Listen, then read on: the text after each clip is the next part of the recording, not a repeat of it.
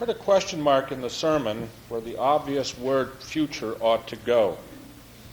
Past, present, and question mark. I did that consciously because one of the things I think we recognize is how fragile life is.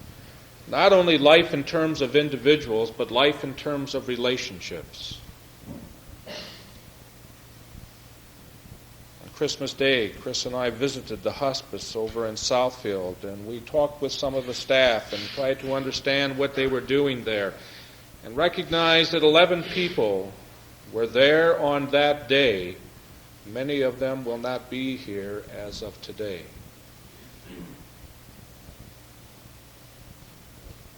Relationships which what seems so solid can be broken so easily and shattered and disappear. The question about the future is one that always has a question mark about it because we never know from one moment to next what the future will be, or bring, or share, or give. If we were to reflect only on that way, we would probably be very pessimistic about our own existence. I think there are some challenges with that. There are legitimate challenges that ask each and every one of us to review who and what we are, where we've been, how we've got to where we are now, and what the hope for the future might be given the givens. For the quotation at the beginning of the bulletin, we can only pay our debt to the past by putting the future in debt to ourselves, is a quotation which shows a great deal of what we're all about. That is the necessity to not only reflect upon our past, but to reflect upon our future and our presence together. Therefore, as we pause, I'd like to talk about the past, the present, and the question mark. Ancient Greek philosopher, 400 BC, says even God cannot change the past. That is one of the most difficult things for most of us to accept. Not only our own mistakes and the mistakes of others and the pain that has come back and forth between all of us as we've tried to live our existence, for there is no one that is perfect, but it cannot be changed no matter how much we will it. That ancient Greek philosopher has understood some things, for as I reflect in my own existence, there are some things I wished agonizingly I had done, and other things I wished I had not. A touch of humor is added by a modern historian who said, God cannot alter the past, but the historians can. I think we recognize that most of us, as we reflect upon our existence, are historians in a sense. We are talking about what has happened to us, and that past is constantly in a state of flux and change depending on our own experiences here and now.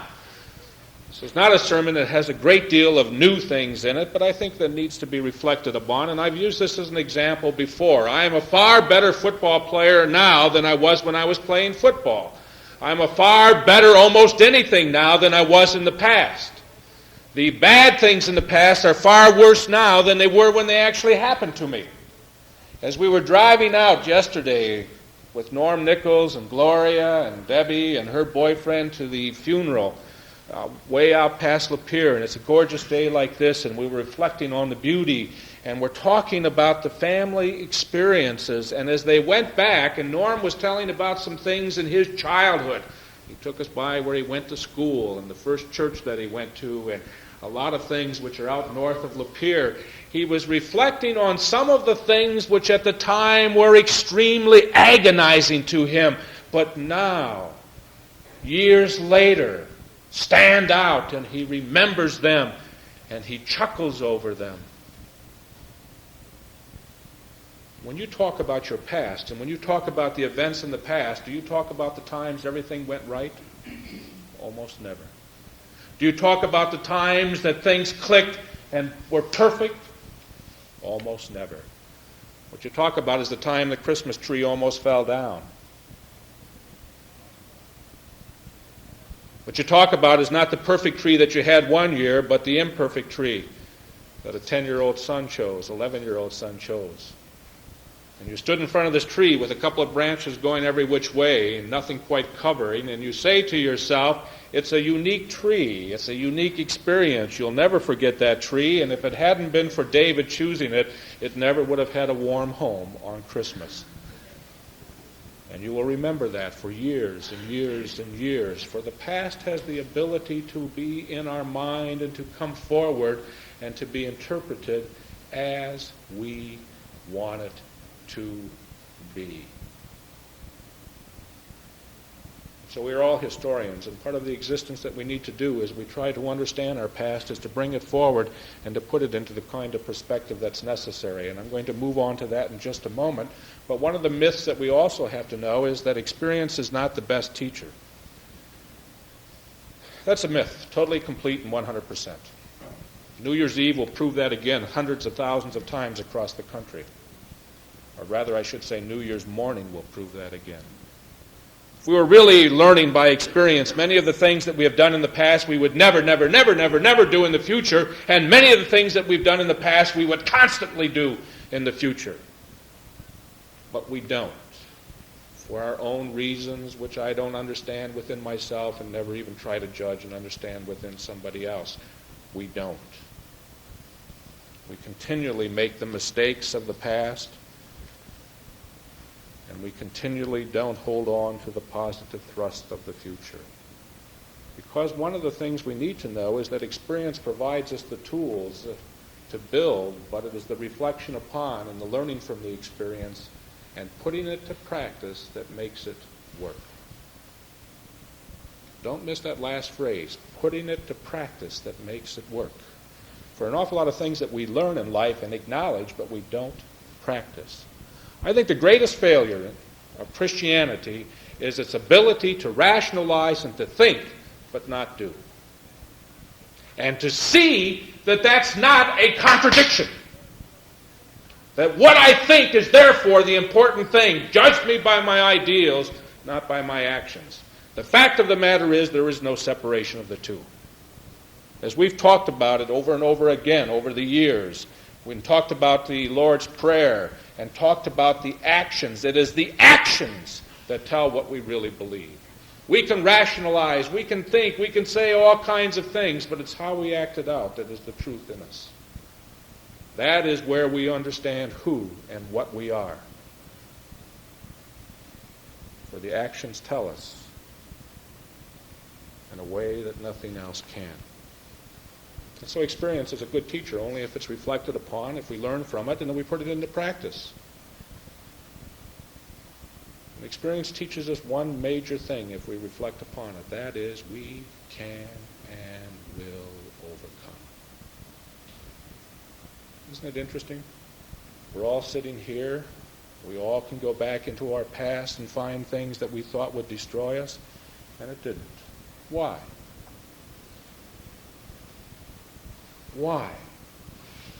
What is there deep down inside of us that forces us to face the upheavals of life and put them into a perspective and overcome? Mrs. Nichols was 84 years old when she passed away, born in 1896. Think of what she saw.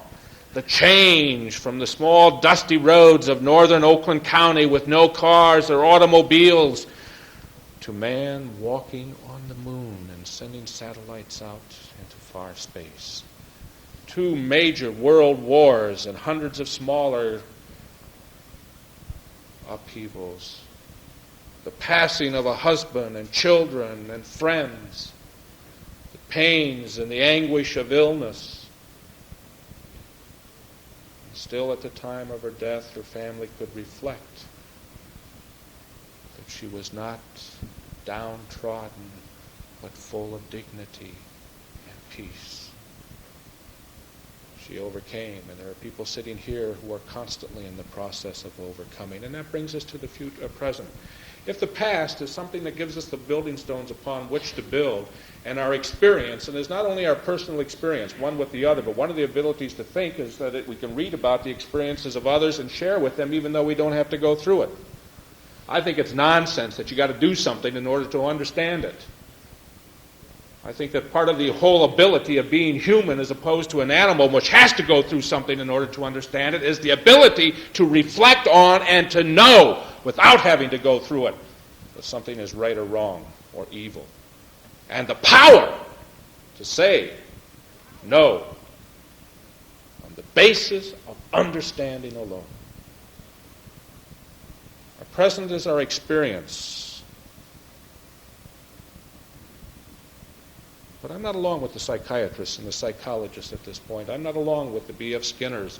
I'm not along with those people that say that where you are now, sitting now, you are a sum total of your experiences and that's all. Because I believe deep down within the human being there is something called a core value system that is there as part of the godly dimension, and that core value system is not necessarily based upon the actual experiences of life, but the instilling Spirit of God working through us.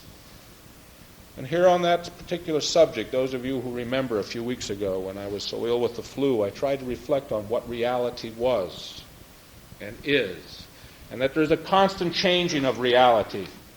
Some of my props are still here. Which is the smaller of the two, the blue or the red?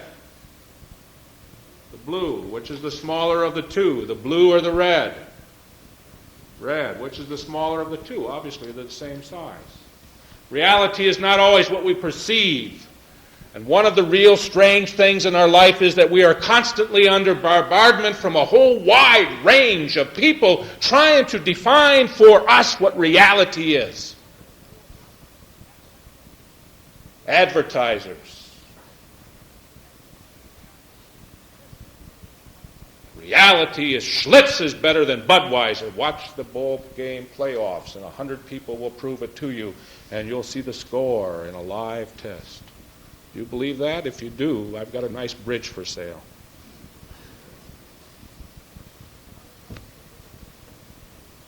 Television producers, newspaper, Walter Cronkite, the most powerful voice in America today, speaks less than 7 minutes a night, but everybody believes what he says. 600 people behind him producing. Isn't that interesting?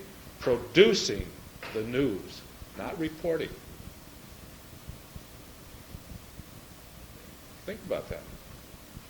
600 people for that half hour that they're on the air. Take out commercials, take out reports, take out bridges, and you're down to Walter Cronkite less than 7 minutes a night. 600 people not reporting what's going on in the world, but producing the news.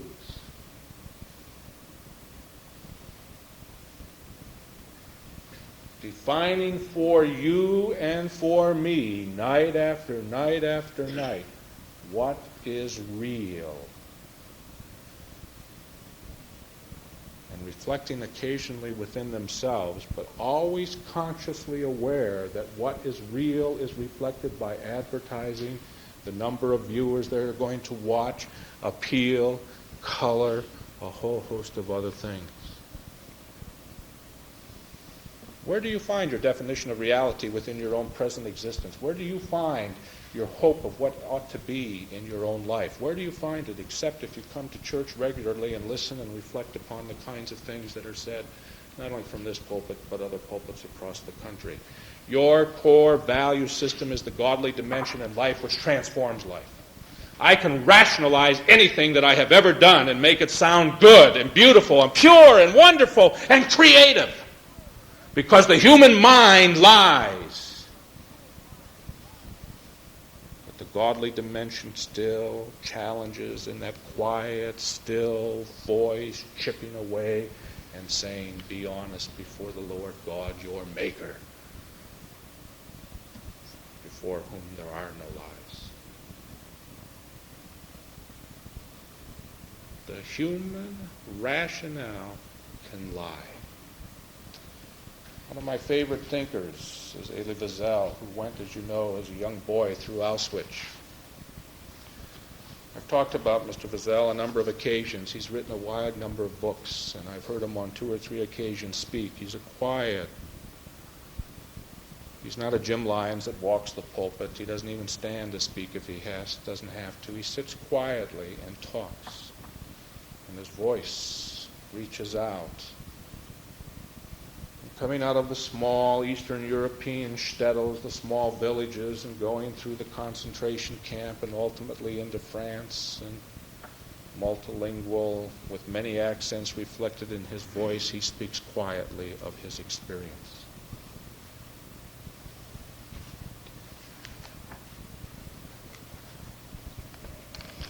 Within the system of the concentration camp, something very strange took place. The first to give in, the first to collaborate, to save their lives were the intellectuals, the liberals, the humanists, the professors of sociology and the like, because suddenly their whole concept of the universe broke down. They had nothing to lean on.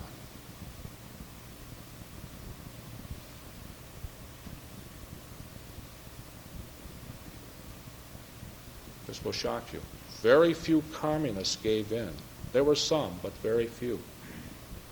They had their own church-like organization, a secular church, but very well organized. They were the resistors. Even fewer to give in were the Catholic priests. There were very few priests who, when the chips were down, gave in and collaborated with the torturer. There were exceptions. But you could not find a single rabbi.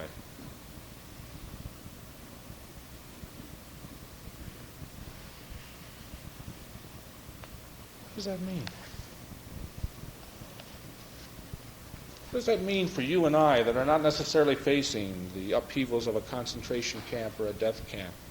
What does it mean that you and I, when we are walking our normal paths of life, to hear somebody like Wiesel reflect upon where he had been and what he'd gone through, that it's so easy to rationalize our existence unless we have a core value that is so solid and deep within us that it gives meaning and recognition to all that we do. For the future is based not necessarily on the past, although the past provides the building blocks, nor necessarily on the present, although the present helps us in terms of allowing God to establish that core value within us, and that core value in the experience with one last item gives us our future, and that's will. Will! The will to go out and to do, the will to believe, the will to understand.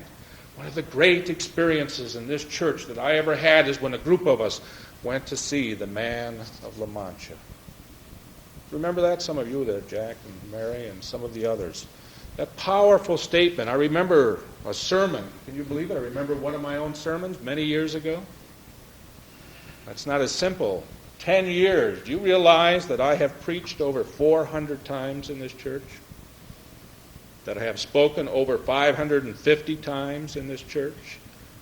That some people, God love them, have heard most of that? How many hours and hours and hours and hours of stuff that they've listened to?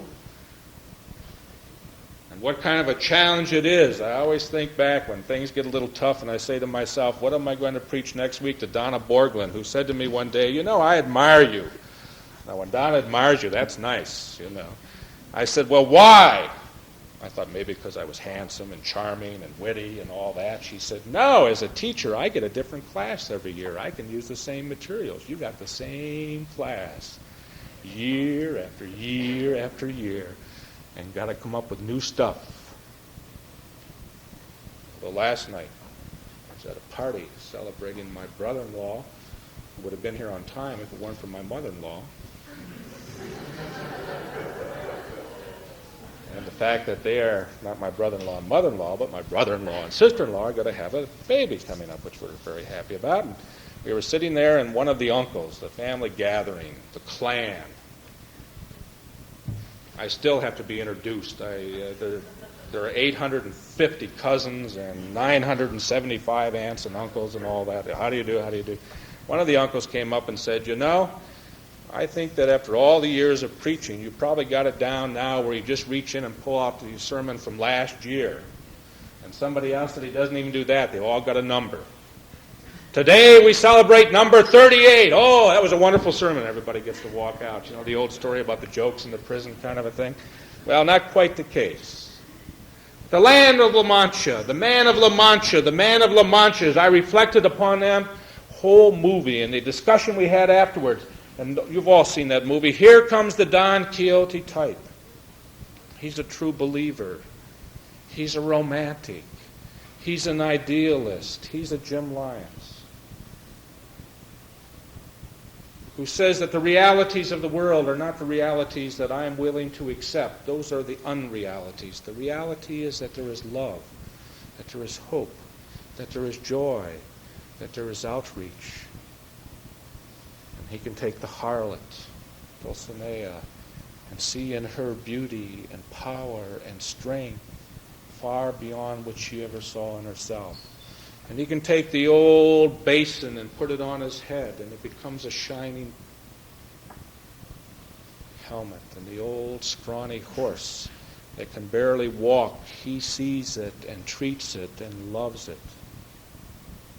And it becomes a mighty steed. And he's so out of tune with what the world is doing that you laugh and you smile.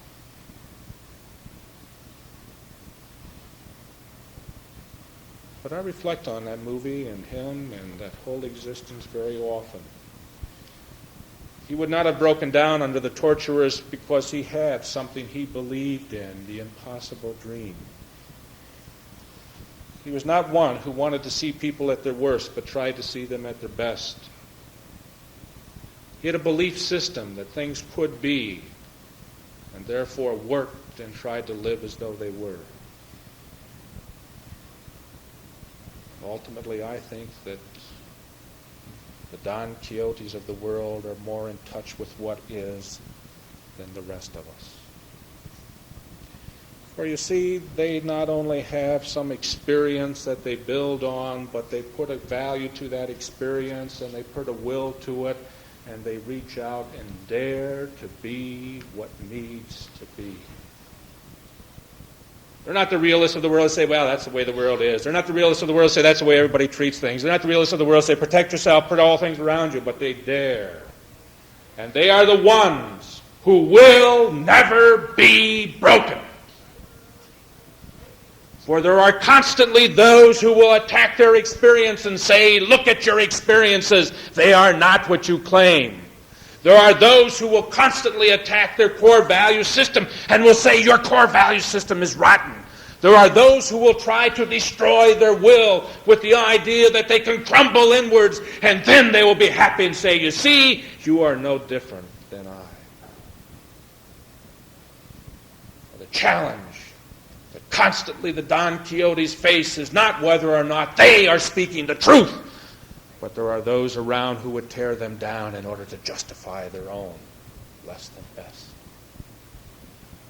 You saw the mocking, and you saw the laughing, and you saw all the things that Don Quixote went through as he tried to dream the impossible dream, as he tried to hold out, and at the end, as he went off, scorned, you still knew that he was the triumphant one.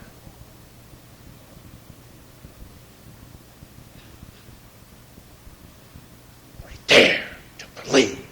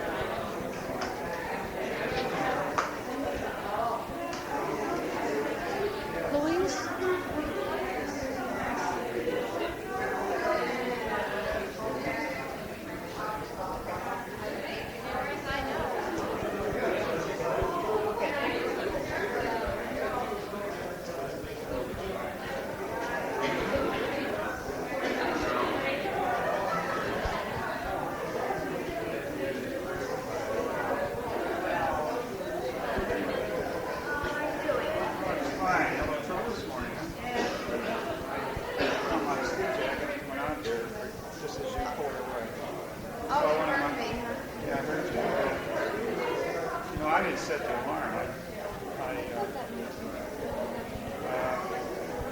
woke up by the time. It says you were probably got in the car. I went to this. Everyone back there.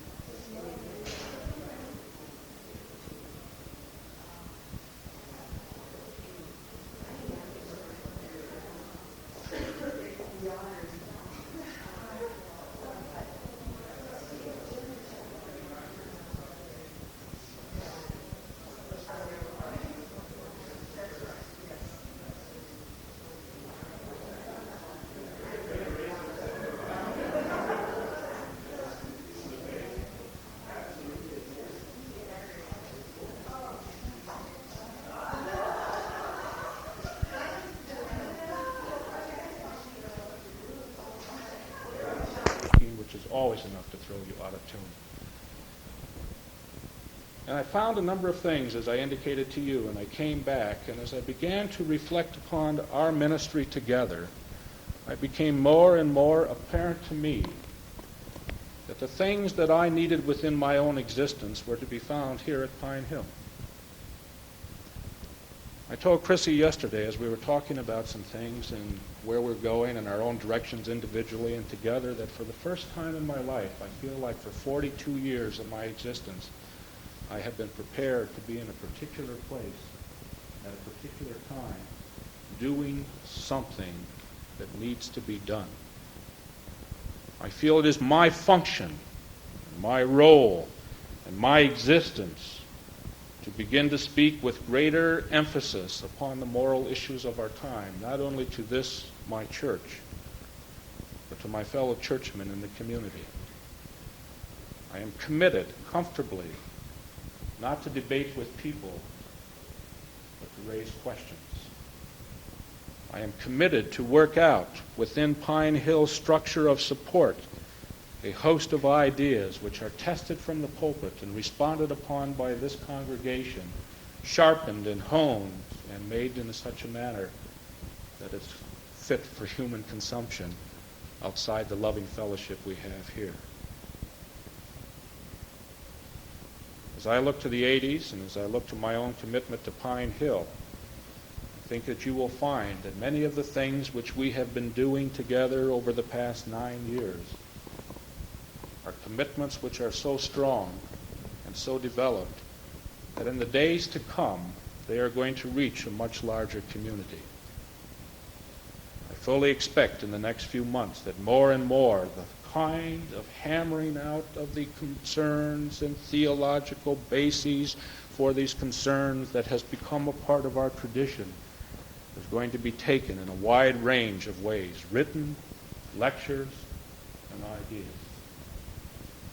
This next weekend, for Friday and Saturday, I will be at the Congregational Church of Harry Clark in Milwaukee, talking about ethics in the 80s to a group of business people, presidents of corporations, and raising those concerns.